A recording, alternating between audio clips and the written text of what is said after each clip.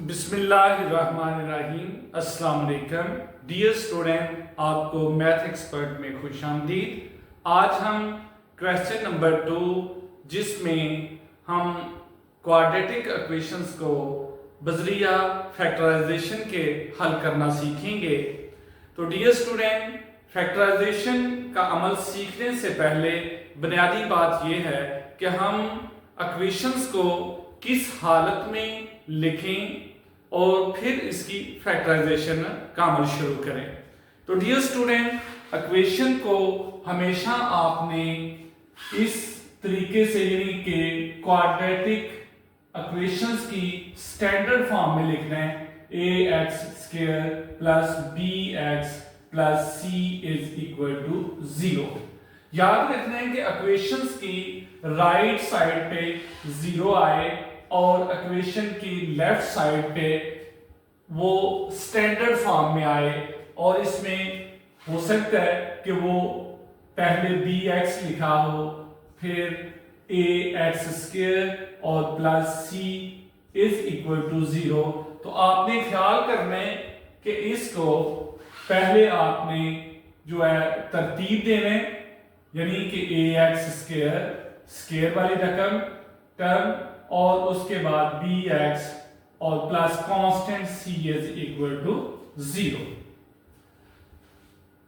तो आओ चलते हैं, हम इसका पार्ट नंबर 1 हल करते हैं,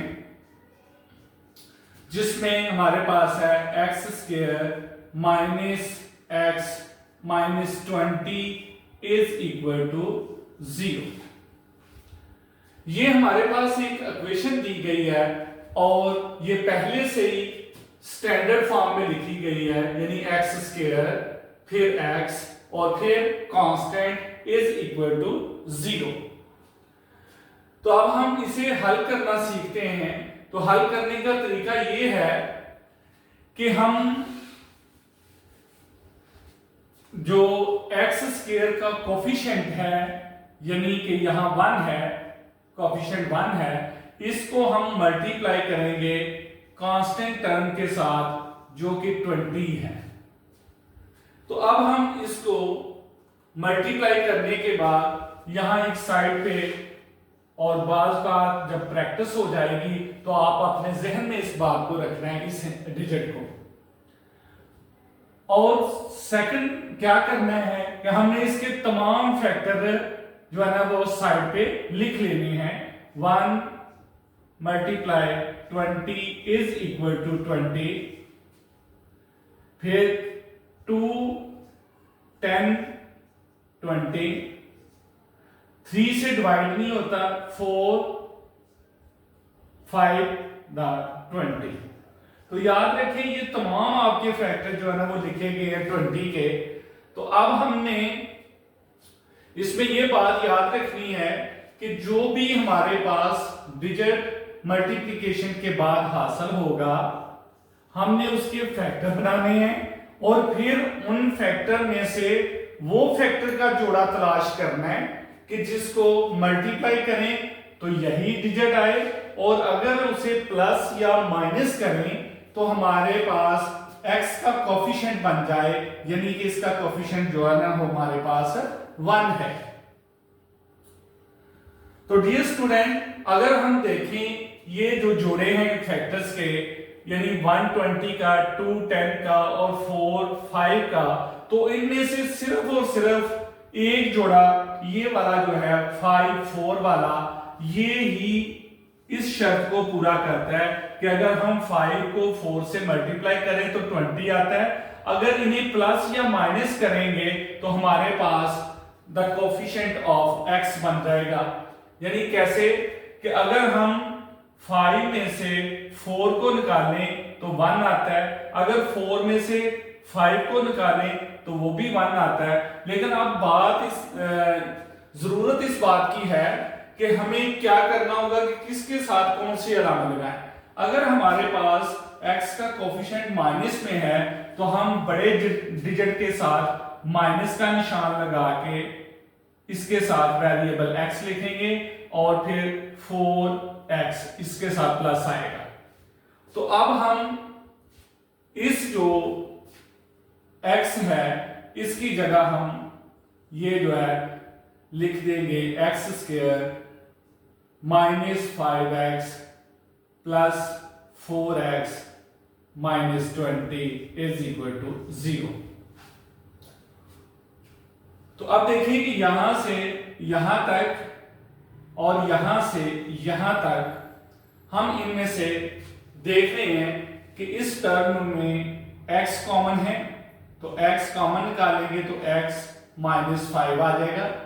इसी तरह यहां प्लस 4 कॉमन है, क्योंकि 4 से ये भी डिवाइड हो जाता है, 4 से 20 भी डिवाइड होता है, तो इसलिए 4 को हम कॉमन लेंगे तो अंदर x minus 5 is equal to 0।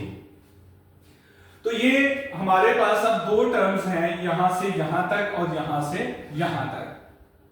तो देखें कि इन दोनों टर्म्स में ये पार्ट जो है ना वो कॉमन है, x माइनस 5। तो हम x माइनस 5 को कॉमन लेंगे और अंदर आ जाएगा x plus 4 is equal to 0। अब हमारे पास ये टर्म जो है वो आपस में मल्टीप्लाई हो रहे हैं और इनका रिजल्ट जो है वो इक्वेशन बता रही है कि 0 है। तो ये तभी होगा जब या तो x माइनस 5 को 0 रखें तो फिर ये सारी की सारी साइड 0 हो जाएगी, 0 बराबर 0, या फिर x प्लस 4 0, या फिर ये दोनों ही 0 के बराबर हो सकती है, तब ये रिजल्ट जो है ना वो इक्वेशन जस्टिफाई करेंगे।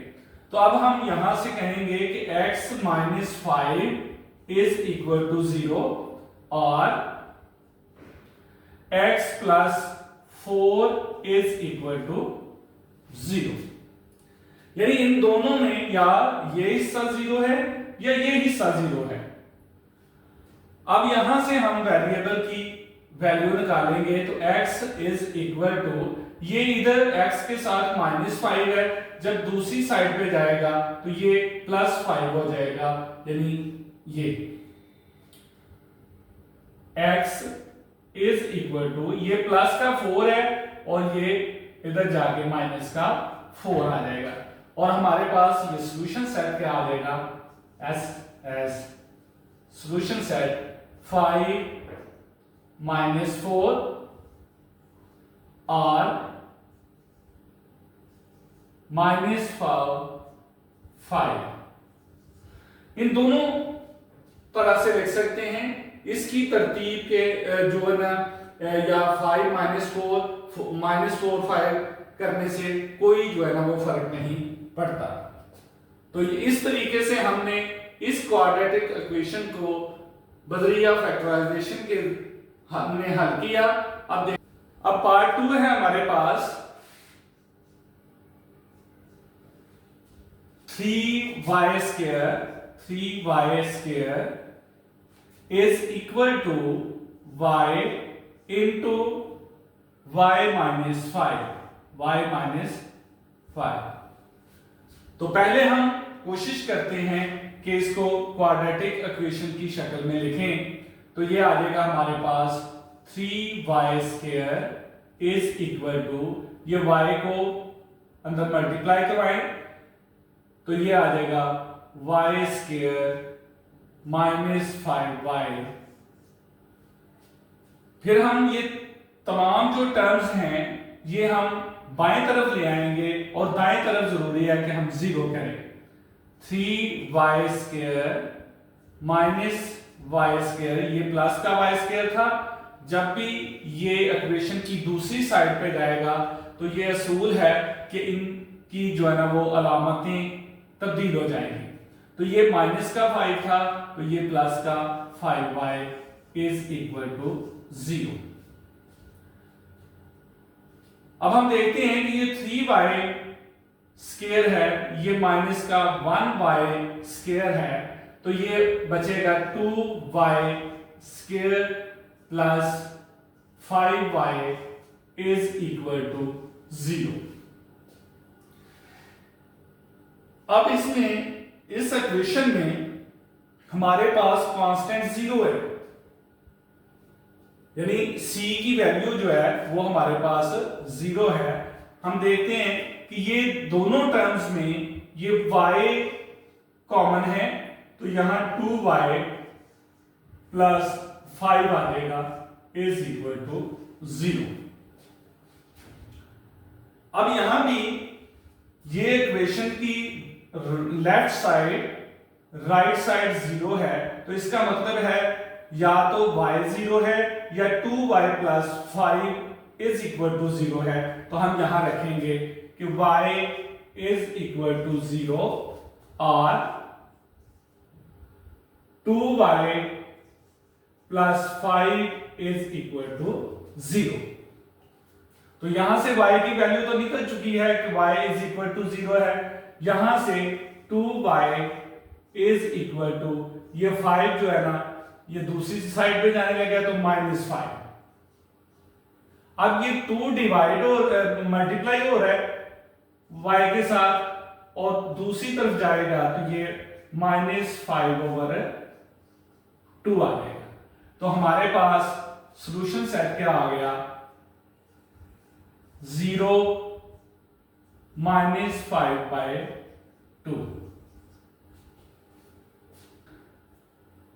अब पार्ट नंबर 3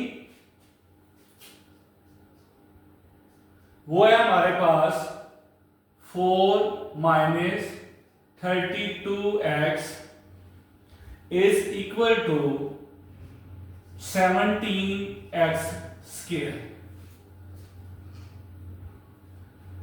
याद रखें कि हमने कहा था कि इक्वेशंस की राइट साइड पे 0 और लेफ्ट साइड पे जो है ना वो तमाम टर्म्स जो है ना वो लेफ्ट साइड पे लिखती हैं।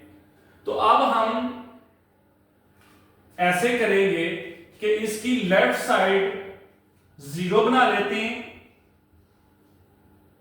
इक्वल टू 17x स्क्वायर, और ये जो है तरतीब के साथ उधर ले जाएंगे तो ये नेगेटिव का था तो ये आ जाएगा पॉजिटिव 32x, और ये पॉजिटिव का 4 था उधर जाके नेगेटिव हो जाएगा।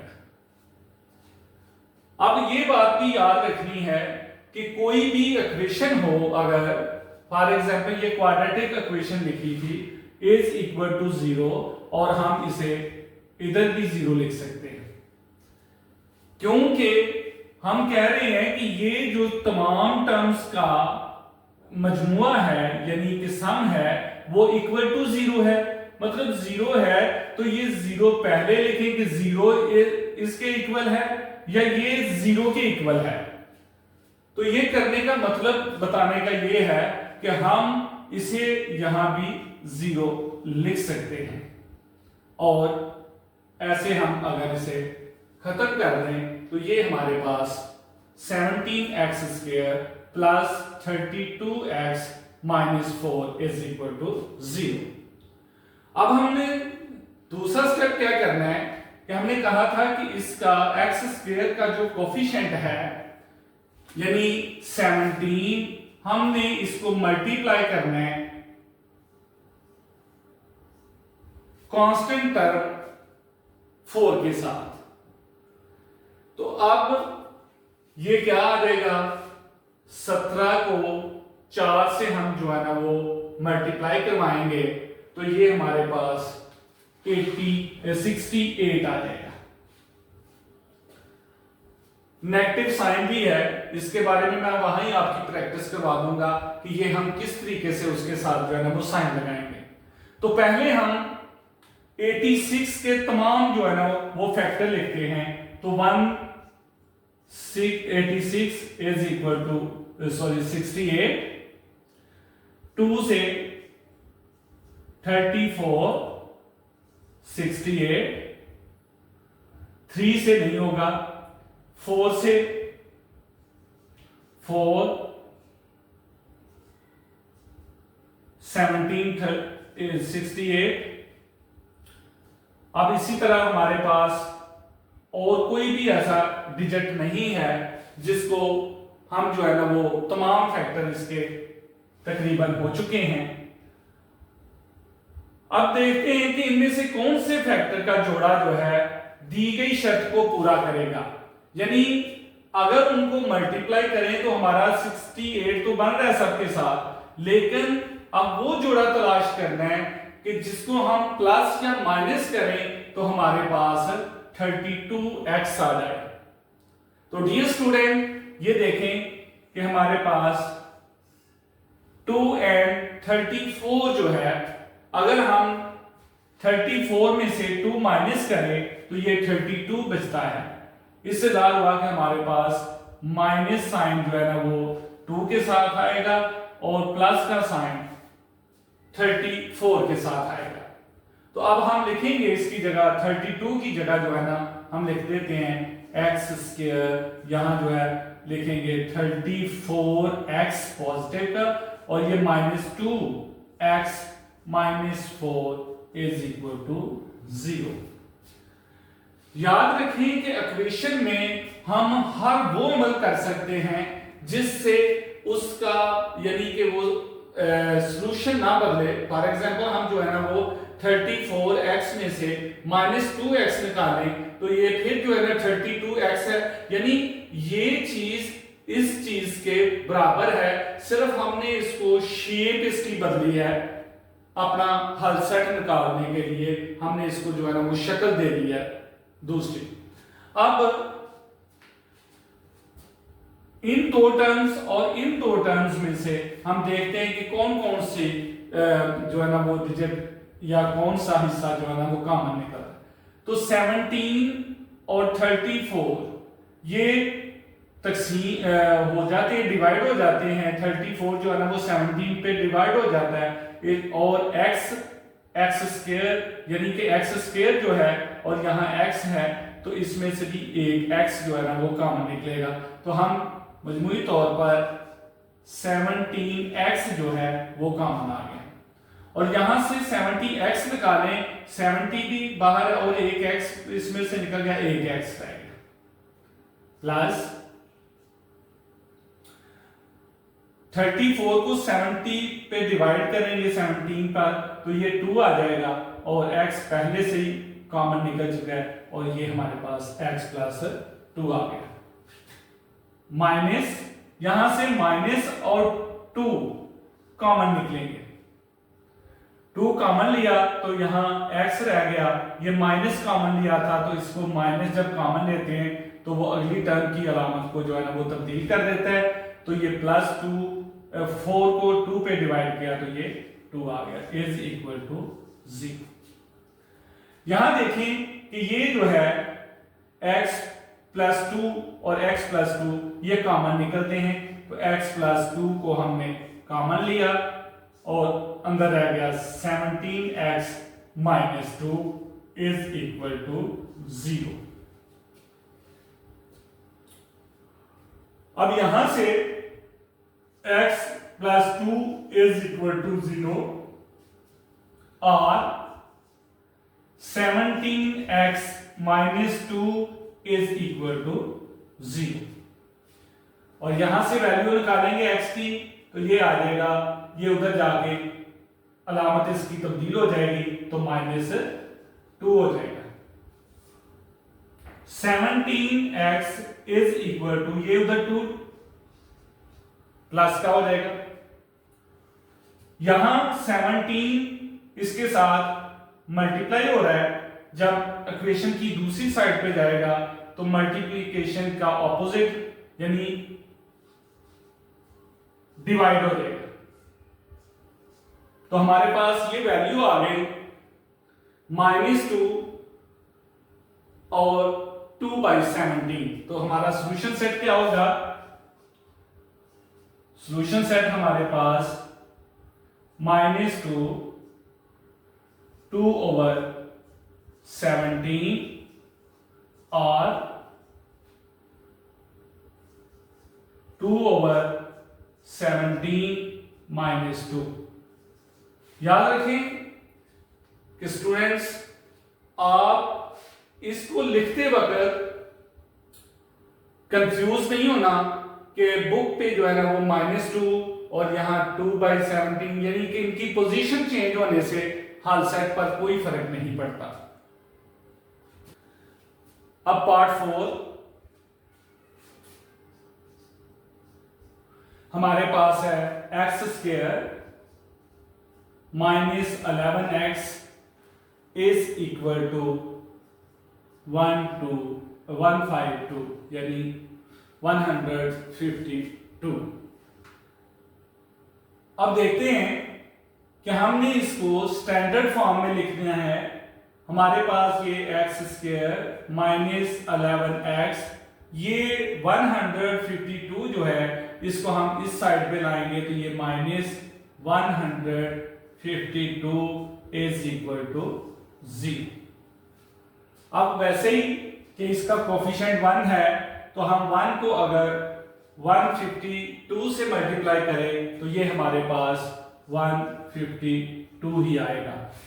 अब इसके तमाम फैक्टर लिखते हैं तो 1 मल्टीप्लाई 152, 2 मल्टीप्लाई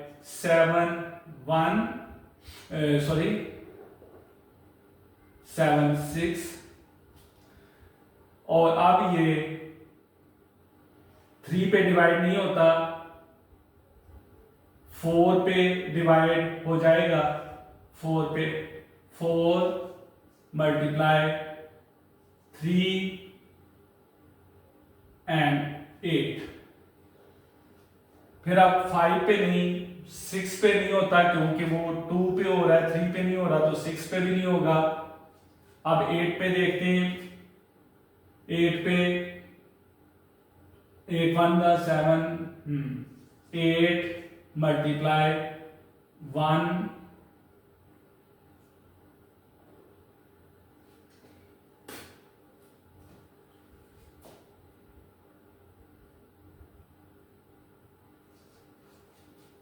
19, 8 मल्टीप्लाई 19, यानी ये तमाम फैक्टर जो है ना वो हमारे पास लिखे गए हैं कि इन तमाम फैक्टर में से हम वो फैक्टर तलाश करेंगे कि जिसको हम मल्टीप्लाई करें तो वो 152। ये तमाम ही फैक्टर ऐसे हैं जिनको हम जोड़े बन गए हैं, जिसको हम मल्टीप्लाई करें तो 152 आता है। लेकिन हमने देखना क्या है कि हमारे x का कोफिशिएंट -11 है, वो कौन सा जोड़ा होगा कि जिसको हम प्लस या माइनस करके -11 जो है ना वो हासिल कर लें। तो डियर स्टूडेंट, वाज़ेह तौर पर ये जो है फैक्टर ये हमारे पास उस शर्त को भी पूरा करता है, लिहाजा हम इस फैक्टर को लिखेंगे। अब जरूरत ये है कि हम इनमें से किसके साथ माइनस लिखें और किसके साथ प्लस लिखें। तो याद रखें कि जब आपका आंसर यहाँ -11 है तो हम उनमें से बड़े डिजिट के साथ माइनस और छोटे के साथ जो है ना वो प्लस लिखेंगे। तो अब हम इस तरीके से लिखते हैं x square -19x plus 8x minus 152 is equal to 0। यही मुश्किल होता है बच्चों के लिए, तो इसलिए मैं हर क्वेश्चन में आपको जो है ना वो फैक्टर बनाने का तरीका बताया है और उनमें से फैक्टर को तलाश करने का तरीका बताया कि कौन से फैक्टर का जोड़ा जो है वो इस शर्त को पूरा करता है। तो अब हम इनमें से कॉमन लेते हैं तो यहाँ x कॉमन है तो x -19 और यहाँ प्लस 8 कॉमन है तो ये भी x -19 आ जाएगा इज इक्वल टू 0। यहां देखें कि x -19 कॉमन है, x -19 कॉमन लिया और यहां रह गया x plus 8 is equal to 0। अब हम x -19 इज इक्वल टू 0 और x plus 8 is equal to 0। अब यहां से x इज इक्वल टू ये 19 इधर माइनस क्या है उधर जाके प्लस का हो जाएगा तो ये प्लस 19 एक वैल्यू x की 19 आ गई और दूसरी वैल्यू यहाँ जो है वो -8 हो जाएगा। तो हमारे पास सॉल्यूशन सेट क्या आ गया? सॉल्यूशन सेट हमारे पास 19 - 8। डियर स्टूडेंट, उम्मीद है कि आपको इन तमाम क्वेश्चंस की अच्छे तरीके से समझ आ गई होगी। उम्मीद करता हूं कि अगर ये मेरी वीडियो आपके लिए फायदेमंद है तो इसको आप लाइक, शेयर और सब्सक्राइब करेंगे। Thank you.